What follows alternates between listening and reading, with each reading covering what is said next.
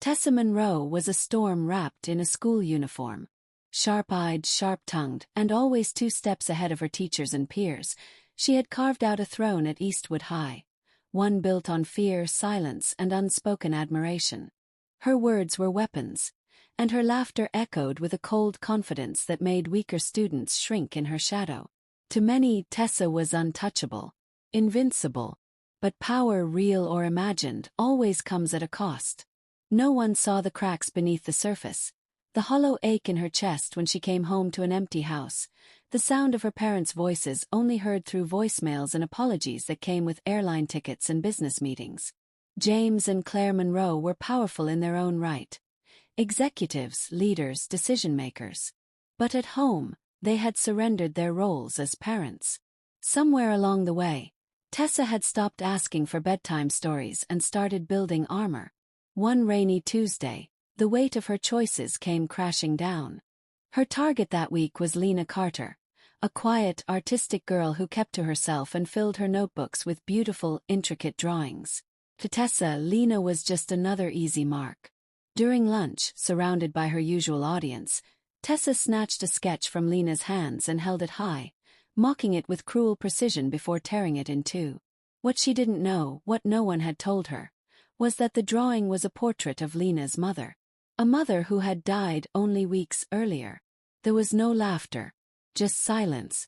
Lena's eyes filled with tears. Teacher stepped in. The crowd dispersed, unsettled. That night, the school acted quickly. Tessa's actions had crossed a line. A disciplinary hearing was scheduled. Suspension, even expulsion, hung in the air like a guillotine. Tessa didn't flinch. She walked into that meeting room like a lawyer headed to trial. Shoulders back, face emotionless, untouchable. The principal listed her offenses. A guidance counselor expressed concern.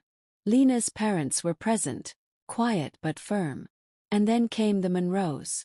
James and Claire swept in with the same authority they used in boardrooms. They didn't apologize. They defended. They redirected blame, pointing fingers at the school's failure to address emotional wellness and academic pressure. They made it clear. Their daughter would not be suspended. When the meeting adjourned, the decision was final. No suspension. A warning, a note on her record, some mandated counseling, but nothing that would leave a scar. Tessa left the room triumphant. She had won. Her parents had her back. Her enemies were powerless. But victory, she soon discovered, could be lonelier than defeat. That night, long after the house had gone quiet, her father knocked gently on her bedroom door. It startled her. He never knocked.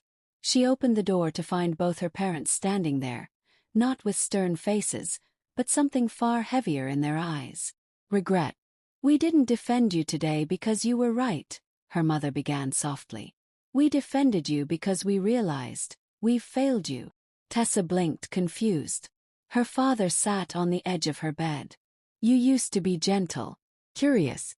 You used to leave us drawings in our suitcases when we traveled. Do you remember that? You asked questions about stars and dinosaurs and you said sorry when you stepped on the dog's tail. But somewhere along the way you changed. And we saw it happening. And we didn't do anything." Claire's voice trembled. "We were too busy trying to win at everything else. We didn't see what you were losing." Tessa felt a strange stillness wash over her. It wasn't shame, not yet. It was recognition.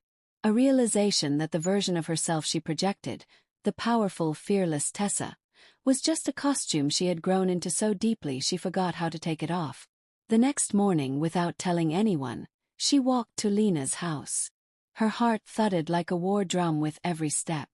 When Lena opened the door, the silence between them was thick with memories and unspoken pain. "I'm sorry," Tessa said, voice barely above a whisper. "For everything. The drawing. I didn't know. I didn't care to know. But I do now." Lena said nothing at first. Her eyes searched Tessa's face for the cracks. And then, slowly, she nodded. It wasn't forgiveness. Not yet. But it was a beginning. Back at school, Tessa did something she never thought she'd do. She asked to speak at the morning assembly. Standing in front of hundreds of students who once feared her, she told them the truth. Not just about what she did but why. About the loneliness, the anger, the emptiness she had tried to mask with cruelty. She didn't ask for sympathy. She didn't expect applause. She just told the truth. And in doing so, she set herself free. Tessa Monroe didn't become a hero overnight. The path to redemption isn't paved in perfection. But day by day she started to rebuild. Not her reputation but herself.